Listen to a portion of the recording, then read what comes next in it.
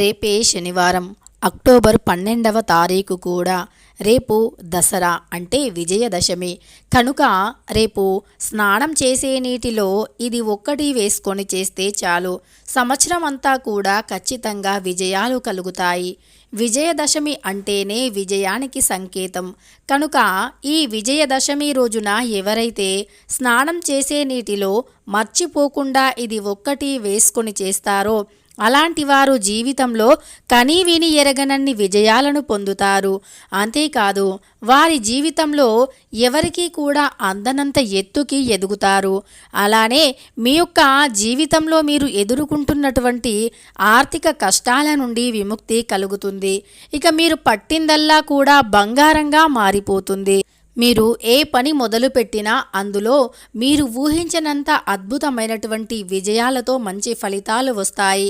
ప్రతి ఒక్కరం కూడా కోరుకునేది అదే. మనం చేసే అన్ని పనుల్లో కూడా విజయాలు కలగాలి అని కోరుకుంటూ ఉంటాము. అలాంటి విజయాలు కలగాలి అని కోరుకునేటటువంటి కోరికలు నెరవేరాలి అంటే ఖచ్చితంగా విజయదశమి రోజున స్నానం చేసే నీటిలో ఇది వేసుకొని చేయవలసిందే.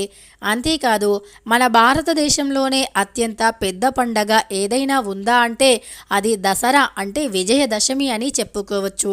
ఎందుకంటే 9 రోజుల పాటు దుర్గాదేవిని ఎంతో భక్తి శ్రద్ధ మీకు జీవితంలో ఏవైనా సమస్యలు ఉన్నాయా? అవి అసలు తీరట్లేదు అని బాధపడుతూ ఉన్నారా? అయితే వెంటనే ఈ గురువు గారిని ఒక్కసారి నమ్మకంతో సంప్రదించి చూడండి. 24 గంటల్లోనే మీకు ఎటువంటి సమస్యలు ఉన్నా తప్పకుండా ఆ సమస్యను పరిష్కరించగలరు. శ్రీ వారాహిదేవి జ్యోతిష్యాలయం. విద్య, ఉద్యోగం, వ్యాపారం, పెళ్లి, ఆరోగ్యం, నాగదోషం, సంతానం, రాజకీయం, వామచార దోషం, భార్యాభర్తల మధ్య గొడవలు, అత్తాకోడళ్ల మధ్య గొడవలు, ప్రేమించి మోసపోవటం, స్త్రీ పురుషుల ఎటువంటి వశీకరణ అయినా, అలానే ధనం నిలకడగా ఉండలేదు అనుకున్నా, ఇలా ఎటువంటి సమస్యలు అయినా సరే 24 గంటల్లోనే పరిష్కారం లభించును. గురువుగారిని నమ్మకంతో సంప్రదించండి. వారి యొక్క సెల్ నెంబర్ వచ్చి 9043637512. నెంబర్ 1 వశీకరణం స్పెషలిస్ట్ పండిత్ నంబూదరి, కేరళ తాంత్రిక్ గురువు గారు. ఎటువంటి సమస్యలకు అయినా 24 గంటల్లో పరిష్కారం చూపుతారు. వీరు చాలా అనుభవంతో పూజలు చేస్తూ ఉన్నారు. ఒక్కసారి నమ్మకంతో గురువు గారిని సంప్రదించి చూడండి. ఖచ్చితంగా మీ యొక్క ప్రతి సమస్యకి 24 గంటల్లో పరిష్కారం లభిస్తుంది. నిష్టలతో పూజించిన తర్వాత 9వ రోజు పూర్తవగానే 10వ రోజు ఎంతో ఘనంగా విజయదశమిని జరుపుకుంటూ ఉంటాము. అంతేకాదు నరకాసురుడు అయినటువంటి రాక్షసుని కూడా హతమార్చిన తరువాత ఈ యొక్క గొప్ప పండగను జరుపుకుంటూ ఉంటాము. ఎంతోమంది ప్రజలను పట్టి పీడిస్తున్నటువంటి రాక్షసుని దుర్గాదేవి 9 రోజుల పాటు 9 అవతారాలలో దర్శనమిస్తూ ఆ యొక్క రాక్షసుని హతమార్చిన తరువాత ఈ యొక్క వేడుకను జరుపుకోవటం ఆనవాయితీగా మారిపోయింది. అంతేకాదు ఈ విజయదశమి రోజున శ్రీరాముడు కూడా రావణాసుడి పైన విజయాన్ని పొందింది ఈ యొక్క విజయదశమి రోజునే. అంతేకాదు ఈ యొక్క విజయదశమి రోజున అత్యంత గొప్పగా పూజించేటటువంటి ఒక చెట్టు, అది ఏమిటి అంటే గనక జమ్మి చెట్టు. మన అందరికీ తెలిసినదే. దీనినే శమీ వృక్షం అని కూడా పిలుస్తూ ఉంటాము. ఈ యొక్క శమీ వృక్షాన్ని ఈరోజు ఎవరైతే పూజిస్తారో అలాంటి వారికి కోరుకున్నంత ఐశ్వర్యం కూడా లభిస్తుంది. అంతేకాదు కోరిన కోరికలు కూడా నెరవేరుతాయి. మీ జీవితంలో ఎదుర్కొంటున్నటువంటి ఆర్థిక సమస్యలు అన్నీ కూడా తొలగిపోతాయి. ఎల్లవేళలా విజయంతో ముందుకు సాగిపోతారు. విజయదశమి అంటేనే అంతటి పవిత్రమైనటువంటిది. అంతేకాదు ఎలాంటి ముహూర్తం కూడా చూడకుండా మనం ఏదైనా పనిని శుభకార్యాన్ని జరిపించేటటువంటి రోజు ఉందా అంటే అది కేవలం విజయదశమి రోజునే. ఈ విజయదశమి రోజున ఎంత పెద్ద పండగ అయినా, ఎంత పెద్ద శుభకార్యం అయినా ముహూర్తం అనేది చూడవలసిన అవసరమే లేదు. అంత గొప్ప పండగ విజయదశమి. అంతేకాదు ఇక భారతదేశ వ్యాప్తంగా కూడా ప్రతి ఒక్కరు చిన్న పెద్ద అని తేడా లేకుండా అందరూ కూడా ఎంతో ఘనంగా కలిసి కట్టుగా జరుపుకునే పండగ విజయదశమి రోజున. ప్రతి ఒక్కరూ కూడా నూతన వస్త్రాలను ధరిస్తూ ఉంటారు. ధరించాలి కూడా.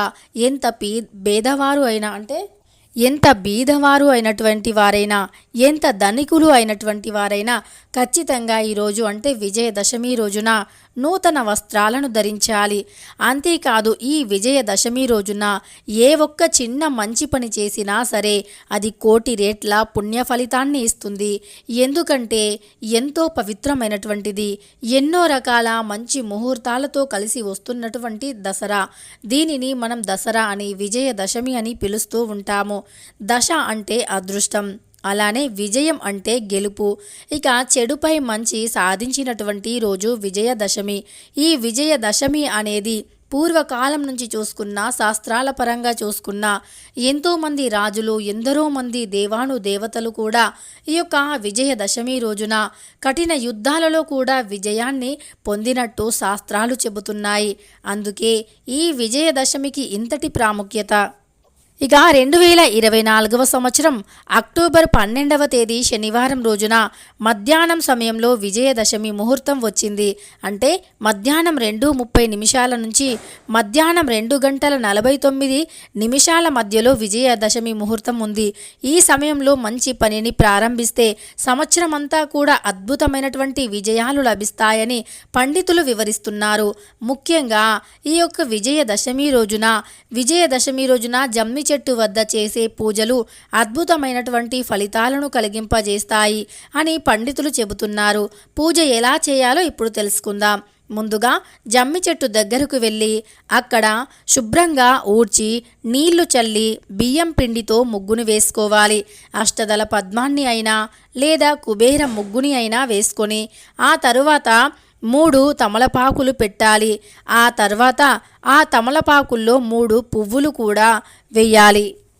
అంతేకాదు ఆ తమలపాకుల పైన 3 పైన కూడా 3 పసుపు ముద్దలను పెట్టాలి. వాటినే గౌరీమాత ప్రతిరూపాలుగా కూడా మనం పిలుస్తూ ఉంటాము. గౌరీదేవి అని కూడా పిలుస్తూ ఉంటాము. తరువాత ప్రతి పసుపు ముద్ద పైన కుడివైపున ఎడమవైపున కుంకుమ బొట్లను పెట్టాలి. మధ్యలో ఉన్న పసుపు ముద్దకు పూజ చేస్తూ ఓం అపరజితేయ నమః అంటూ 21 సార్లు మంత్రం చదువుతూ పూలు అక్షంతలు చల్లుతూ పూజలు చేయాలి. ఎడమవైపు ఉన్నటువంటి పసుపు ముద్దకు పూజ చేస్తూ ఓం జయాయ నమః అంటూ 21 సార్లు మంత్రం చదువుతూ పూజలు చేయాలి. పూలు సమర్పిస్తూ అక్షంతలు చల్లుతూ ఉండాలి. కుడివైపున ఉన్నటువంటి పసుపు ముద్దకు పూజలు చేస్తూ ఓం విజయాయ నమః అంటూ 21 సార్లు మంత్రం చదువుతూ పూజలు చేస్తూ అక్షంతలు చల్లుతూ పూజలు చేస్తూ పూలు సమర్పించాలి. ఆ తర్వాత కర్పూర హారతిని ఇచ్చి ఒక్కో పువ్వు ఒక్కో ముద్ద దగ్గర వేస్తూ ఉండాలి. ఒక్కో బెల్లం ముక్క నైవేద్యంగా పెట్టాలి. అలా పూజ చేసిన తర్వాత ఆ 3 పసుపు ముద్దలను ఎవరు తొక్కని చోటు వేస్తూ ఉండాలి. ఇలా వేయాలి. ఆ తరువాత ఓ తెల్ల కాగితం తీసుకొని పసుపు కుంకుమ బొట్లు పెట్టి కాగితం పైన ఓంకారం స్వస్తిక్ గుర్తుల్లో ఏదైనా ఒకటి వేయండి. అలా వేసి ఇంట్లో కుటుంబ సభ్యుల యొక్క పేర్లను రాసి జమ్మి చెట్టు యొక్క మొదట్లో పెట్టాలి. అంటే జమ్మి చెట్టుకి ఏదైనా ఇట్లా అంటే మన గుహలా ఉంటుంది కదా, అలా జమ్మి చెట్టు మధ్యలో ఇరికించాలి. అలా ఇరికించిన తరువాత ఆ జమ్మి చెట్టు చుట్టూ కూడా 3 ప్రదక్షిణలను చేయాలి. ఇలా ప్రదక్షిణలను చేసేటప్పుడు ఓ శ్లోకం చదువుతూ మరీ చేయాలి. శమేయ నమః పాపం శమీ శత్రు వినాశం అంటూ శ్లోకాన్ని చదివి ఆ తరువాత మీరు అంటే ఈ శ్లోకం పూర్తిగా చదవడం రానివారు ఓం అపరజితే నమః అంటూ దైవనామస్మరణ చేస్తూ ఆ చెట్టు దగ్గర నైవేద్యాన్ని సమర్పించి ప్రదక్షిణలను పూర్తి చేసుకోవాలి. ప్రదక్షిణలను పూర్తి అయిన తర్వాత జమ్మి చెట్టు అంటే తొర్రలో ఉన్నటువంటి అంటే మనం ఏదైతే మన కుటుంబ సభ్యుల పేరుని రాసి జమ్మి చెట్టు దగ్గర ఆ యొక్క వైట్ పేపర్ని ఇరికించామో దానిని తీయాలి. అలా ఉన్నటువంటి కాగితాన్ని ఇంటికి తీసుకుని వెళ్ళి బీరువాలో భద్రంగా దాచుకోవాలి. ఇలా చేస్తే సంవత్సరం మొత్తం కూడా ఇంట్లోకి అన్నీ కూడా అంటే ధనం వస్తూనే ఉంటుంది. ఎప్పుడూ కూడా ఏదో ఒక శుభవార్త వస్తూనే ఉంటుంది. ఇంట్లో వారు ఏ పనిని చేపట్టినా తప్పకుండా అద్భుతమైనటువంటి విజయాలు కూడా కలుగుతాయి. అంతేకాదు మీరు ఏ కోరిక కోరినా ఏ పని అనుకున్నా అది మంచి విజయాలతో కూడి ఉంటుంది. అంతేకాదు మీ యొక్క అపరాజిత దేవి అంటే రాజరాజేశ్వరి దేవి అనుగ్రహం కూడా లభిస్తుంది. ఆర్థిక ఆరోగ్య కుటుంబ సమస్యలన్నీ తీరిపోయి మంచి రోజులు అనేవి వస్తాయి. అంతేకాదు అలా ఎవరైతే ఈ యొక్క జమ్మి చెట్టుని పూజిస్తారో అలాంటి వారికి సంవత్సరం అంతా కూడా బాగా కలిసి వస్తుంది. మనం చాలాసార్లు ఎన్నో రకాల బిజినెస్లు పెడుతూ ఉంటాము. అందులో చాలా వరకు అపజయాలు ఎదురవుతూ ఉంటాయి. కొన్నిసార్లు మనం ఏదైనా పని అనుకుంటే అసలు ఆ పని వెనుకబడిపోతూ ఉంటుంది. ఆ పనికి సరియైన బలం రాకుండా ఉంటుంది. గురుబలం అనేది అధికంగా తక్కువగా ఉంటుంది. అలాంటి సమయంలో మనం ఏ పని చేసినా ఎంత కష్టపడినా సరే అస్సలు కష్టానికి తగిన ప్రతిఫలం అనేది రానే రాదు. జీవితంలో అనుకున్నది అనుకున్న విధంగా కూడా కాదు. ఇలానే మనం ఎన్నో రకాల సమస్యలను ఎదుర్కొంటూనే ఉంటాము. అయితే ఈ విజయదశమి రోజున దాన ధర్మాలు చేసినా, షమ్మి వృక్షానికి పూజలు చేసినా, లేదా గోమాతకి ఏదైనా ఆహారాన్ని పెట్టినా, ఇంటి గుమ్మానికి బూడిద గుమ్మడికాయను కట్టినా, లేదా ఇంటి గుమ్మానికి నిమ్మకాయతో దృష్టిని తీసినా, బూడిద గుమ్మడికాయతో దృష్టిని తీసినా, నూతన వాహనాలకి కావచ్చు లేదా మన ఇంట్లో ఉండే వాహనాలకి కావచ్చు పూజలు చేసినా, ఇలా ఏ పని చేసినా కూడా అన్నింటిలో కూడా మంచి ఫలితం లభిస్తుంది. అన్ని రకాల సమస్యలు కూడా తొలగిపోతాయి. ఇక మనం అనుకున్నది అనుకున్న విధంగా జరుగుతుంది. అయితే మరి ఈ యొక్క విజయదశమి రోజున స్నానం చేసే నీటిలో ఇది వేసుకుంటే గనక మన ఒంట్లో ఉండే దరిద్రం మనకే తెలియకుండా మన చుట్టూ ఎన్నో రకాల దుష్ట శక్తులు ఆవహించి ఉంటాయి. వాటి నుండి కూడా విముక్తి అనేది లభిస్తుంది. అంతేకాదు మన చుట్టూ ఉండేటటువంటి చెడు గాలి, దుష్టశక్తి, చెడు పీడ ఏదైతే ఉందో అది యొక్క చెడు పీడ, దుష్టశక్తి ప్రభావం పూర్తిగా తొలగిపోతుంది. అంతేకాదు మనకు తెలియకుండానే ఎన్నో రకాల చెడు కళ్ళు మనపై ఉంటాయి. దీనినే నరదృష్టి అని కూడా పిలుస్తూ ఉంటాము. ఈ నరదృష్టి అనేది చాలా భయంకరమైనటువంటిది. నరదృష్టికి నల్ల రాయి కూడా పగులుతుంది అంటారు పెద్దలు. ఎప్పుడైతే మనపై నరదృష్టి ఉంటుందో, మనకు నరదృష్టి అనేది సోకుతుందో, ఆ దృష్టి దోషాల వల్ల చెడు బాధలు తొలగిపోతాయి. అంతేకాదు ఈ యొక్క దృష్టి దోషాల వల్ల మనకు అనేక రకాల సమస్యలు వస్తాయి. స్నానం చేసే నీటిలో ఇది వేసుకుని చేయటం వల్ల నరదృష్టి వంటి సమస్యలు తొలగిపోతాయి. నరదృష్టి అనేది ఎంతటి భయంకరమైనటువంటిది అంటే శాస్త్రాల ప్రకారమే నరదృష్టికి చాలా ఎక్కువ ప్రాముఖ్యత ఉంటుంది. అంటే నరదృష్టికి నల్లరాయి కూడా పగులుతుంది అని పెద్దలే చెబుతున్నారు. అంతటి భయంకరమైనటువంటి దుష్ఫలితాలను, దుష్ప్రభావాలను చూపిస్తుంది నరదృష్టి. ఈ నరదృష్టి మనకు సోకితే గనక మనం ఏ పని చేయలేము, ఏ పని మీద శ్రద్ధను పెట్టలేము. ఏదైనా పని బలవంతంగా చేయాలి అని చేసినా అది అపజయానికే గురి చేస్తుంది. అంతేకాదు అందులో అపజయాలు కలగడం కాకుండా అన్ని విధాలుగా కూడా మనకు ఏదో ఒక ఆటంకాలు ఎదురవుతాయి, అవమానాలు ఎదురవుతాయి. సమాజంలో కీర్తి ప్రతిష్ట తగ్గిపోతుంది. మన యొక్క అంతర్గతంగా బహిర్గతంగా అన్ని విధాలుగా కూడా ఎన్నో రకాల సమస్యలను ఎదుర్కోవలసి వస్తుంది. ఆరోగ్య రీత్యా, ఆర్థిక రీత్యా కూడా అనేక రకాల సమస్యలను ఎదుర్కోవలసి వస్తుంది. స్నానం విషయంలో కూడా మన శాస్త్రపరంగా ఎన్నో రకాల నియమనిష్టాలు ఉన్నాయి. ఈ నియమాలను పాటిస్తూ కనీసం ప్రతినిత్యము కాకపోయినా ఇలాంటి ప్రత్యేక గొప్ప పండగలో కనీసం ఆ పండగ రోజుల్లోనైనా ఈ నియమాలను పాటిస్తూ స్నానాన్ని ఆచరిస్తే గనక తప్పకుండా తెలిసి తెలియక చేసిన దరిద్ర బాధల నుండి విముక్తిని పొందుతాము. దరిద్ర బాధలు తొలగిపోతాయి. కోటి జన్మల పాపాలు తొలగిపోయి కోటి జన్మల పుణ్యంతో 7 పుణ్యనదుల్లో స్నానం చేసినంత పుణ్యాన్ని మూటగట్టుకుంటాము. పాపాల నుండి విముక్తి అనేది తప్పక లభిస్తుంది. అంతేకాదు ఈ విజయదశమి రోజున 1 రూపాయిని పూజించి ఆ రూపాయిని మన ఇంటి బీరువాలో పెట్టినా కోట్ల రూపాయలు దోసుకు వస్తాయి. 1 రూపాయిని దానం చేసిన కోటి రూపాయలు దానం చేసినంత పుణ్యం లభిస్తుంది. అంతేకాదు విజయదశమి రోజున గోమాతకి బెల్లం మరియు బెల్లంతో పాటు కొద్దిగా వరి పిండిని కూడా కలిపి ముద్దలా తయారు చేసి ఆ ముద్దని గోమాతకి పెడితే ఇక తిరుగులేని రాజయోగం కలుగుతుంది. కోటి దేవుళ్ళ యొక్క అనుగ్రహం కూడా లభిస్తుంది. అలానే ఒక గ్లాసులో పసుపుని తీసుకొని అందులో 5 తులసి ఆకులను వేసి కొద్దిగా పచ్చ కర్పూరాన్ని వేసి ఆ గ్లాసుని 10 నిమిషాల పాటు దుర్గాదేవి పటం ముందు కానీ లేదా మన ఇంట్లో ఉండేటటువంటి ఏదైనా దేవుళ్ళ పటాన్ని కానీ ఆ పటం ముందు ఈ యొక్క నీటిని పెట్టి మీ మనస్సులో ఉండే కోరికను చెప్పుకొని మీకు ఇష్టం వచ్చినటువంటి అంటే మీ ఇష్ట దైవం యొక్క నామస్మరణ చేసి ఆ నీటిని మీ ఇల్లంతా చల్లితే గనక పరమ పవిత్రంగా పరమ పావనంగా మీ ఇల్లు మారిపోతుంది. కష్ట నష్టాలు తొలగిపోతాయి. ధనం రాకుండా ఆపే దుష్టశక్తుల ప్రభావము తొలగిపోతుంది. అయితే మరి విజయదశమి రోజున స్నానం విషయంలో ఎలాంటి నియమాలు పాటించాలి, ఏ సమయంలో స్నానం ఆచరించాలి అనే పూర్తి వివరాలను ఇప్పుడు తెలుసుకుందాం. స్నానం అనేది శాస్త్రపరంగా చాలా ముఖ్యమైనటువంటిది. హిందూ ధర్మాల ప్రకారం స్నానానికి ఎంతో గొప్ప ప్రాముఖ్యత ఉంది.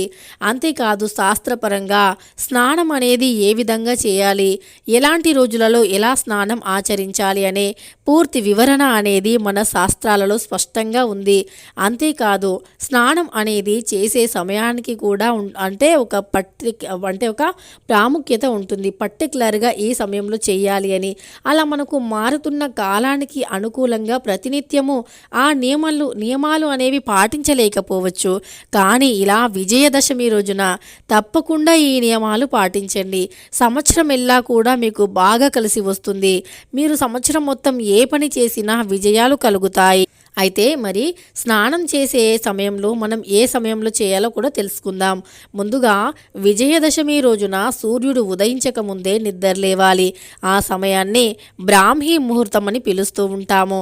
అలా ఎవరైతే బ్రాహ్మీ ముహూర్తంలో నిద్రలేస్తారో అలా నిద్రలేచి ఇంట్లో పనులన్నీ పూర్తి చేసుకొని ఇంటి బయట అందమైన రంగురంగుల ముగ్గులను వేస్తారో, ఇంటి గుమ్మాన్ని మామిడి తోరణాలు బంతి పూలతో అలంకరిస్తారో అలాంటి వారి ఇంట్లోకి దైవానుగ్రహం వస్తుంది.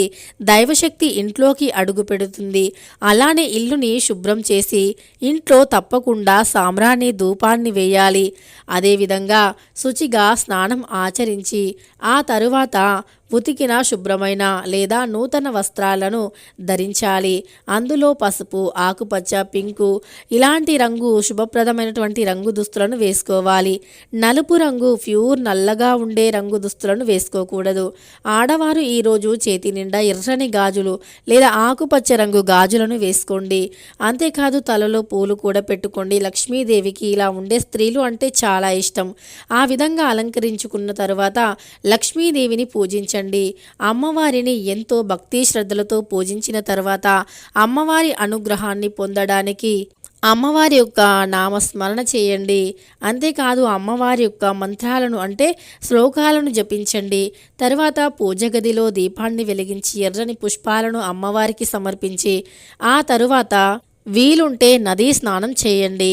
ఈరోజు అంటే విజయదశమి రోజున నదీ స్నానం అంటే గోదావరి స్నానం చేయటం వల్ల ఎన్నో రకాల పాపాలు దోషాలు తుడిచిపెట్టుకొని పోతాయి. 7 జన్మల పాపాలు తొలగిపోతాయి. 7 పుణ్యనదుల్లో స్నానం చేసినంత పుణ్యం లభిస్తుంది. ఎందుకంటే పుణ్యనదులు అనేవి దేవతలతో సమానమైనటువంటివి. ముఖ్యంగా విజయదశమి రోజున ముక్కోటి దేవతలు కూడా భూలోకానికి వచ్చి బ్రాహ్మీ ముహూర్తంలో నదీ స్నానాలు ఆచరిస్తారు అని శాస్త్రాలు చెబుతున్నాయి. అందుకే ఆ సమయంలో మనం కూడా నదీ స్నానాలు ఆచరించటం వల్ల మనకు ఉండే దరిద్రాలు తొలగిపోతాయని, తెలిసి తెలియక చేసిన పాపాల నుండి విముక్తి కలుగుతుంది అని, శని బాధల నుండి విముక్తి లభిస్తుంది అని, శనీశ్వరుని యొక్క అనుగ్రహం కూడా లభిస్తుంది అని పండితులు చెబుతున్నారు.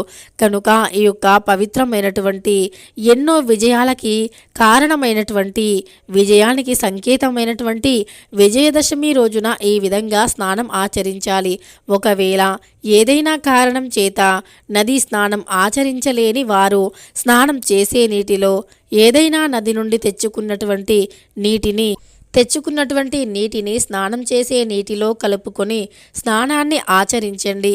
ఇలా చేసినా సరే పుణ్య నదుల్లో స్నానం ఆచరించినంత పుణ్యం లభిస్తుంది.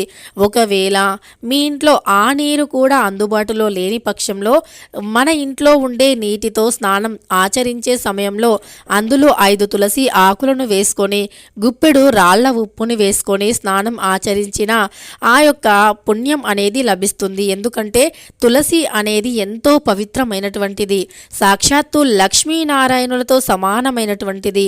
అలాంటి తులసి చెట్టు ఆకులు, పరమ పవిత్రమైనటువంటి తులసి ఆకులు, నీరు అనేది పంచభూతాలలో ఒకటి. అలా పవిత్రమైనటువంటి తులసి ఆకులను పంచభూతాలలో ఒకటైనటువంటి నీటితో కలిపినప్పుడు ఆ నీరు పరమ పావనంగా పవిత్రంగా మారిపోతుంది. ఇక సముద్రంలో నుండి వచ్చినటువంటి రాళ్ల ఉప్పు, ఈ ఉప్పుకి కూడా ఎన్నో రకాల దుష్టశక్తులను లాగివేసి మన చుట్టూ కూడా ఒక పాజిటివిటీని పెంచే అంత శక్తి దొడ్డు ఉప్పుకి ఉంటుంది. కనుక మర్చిపోకుండా రేపు విజయదశమి రోజున స్నానం చేసే నీటిలో తులసి ఆకులు, గుప్పెడు రాళ్ల ఉప్పు వేసుకొని స్నానం ఆచరిస్తూ నమో నారాయణాయ నమః అంటూ జై శ్రీరామ్ అంటూ నామస్మరణ చేయండి. ఇలా దేవతల యొక్క నామాలను తలుచుకుంటూ స్నానం ఆచరించండి. ఇక సకల దేవతల అనుగ్రహంతో తెలిసి తెలియక చేసిన పాపాలు తొలగిపోయి స్త్రీ యొక్క సౌభాగ్యం, సంపద పెరుగుతుంది. తమ ఇంట్లో అన్నీ కూడా విజయాలు కలుగుతాయి. తమ కుటుంబ పరంగా కూడా ఎప్పుడూ ఆనందంగా ఉండగలుగుతారు. తెలుసుకున్నారు కదా, ఎంతో పవిత్రమైనటువంటి ఎంతో పెద్ద పండగ విజయదశమి రోజున మనం స్నానం చేసే నీటిలో ఏది వేసుకొని చేయాలి అని. వీడియో నచ్చితే లైక్ చేయడం మర్చిపోకండి. ఇలాంటి ఎన్నో వీడియోస్ కోసం ఛానల్ని తప్పకుండా సబ్స్క్రైబ్ చేసుకోండి.